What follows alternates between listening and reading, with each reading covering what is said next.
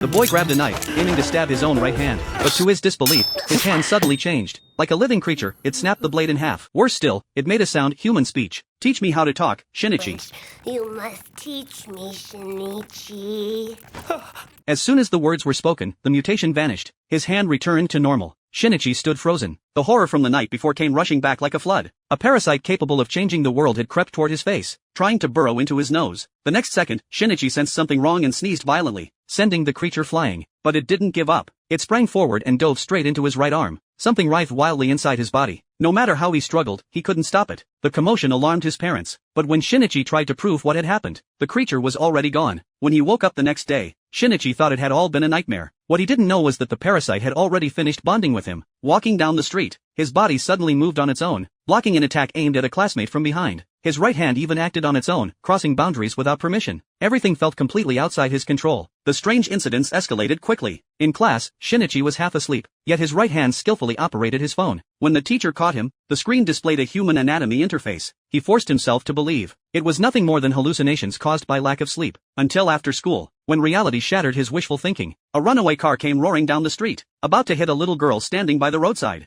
As if pulled by some invisible force, Shinichi's body moved before his mind could react. In the next instant, he stopped the car with his right hand alone. What was even more terrifying, an eye slowly opened. At that moment, he knew for certain, last night had not been a dream. Shinichi rushed home, locked the door, and picked up the knife again. Once more, he aimed it at his right hand. Just before the blade came down, his hand began to split and deform. Squirming, his eyes and a mouth emerged. After a brief exchange, the creature fell silent, and his arm returned to normal. Shinichi desperately searched for information, but found no record of such a life form. Meanwhile, his body continued to change. His appetite skyrocketed, fear faded away, and insects no longer triggered any reaction. The thing began reading books, learning about human knowledge. In just one day, it was able to communicate fluently. It admitted that it had originally planned to take over Shinichi's brain, but failed due to insufficient strength. Now, it could only coexist with its host. In order to survive, Shinichi was forced to accept reality, and gave it a name, Mijai. At the same time, grisly dismemberment cases began appearing across the country. Bodies were torn apart into unrecognizable pieces. This world had already been quietly invaded by parasites. One day, Mijai sensed the presence of one of its own. Deep in the streets, a dog controlled by a parasite was devouring another dog.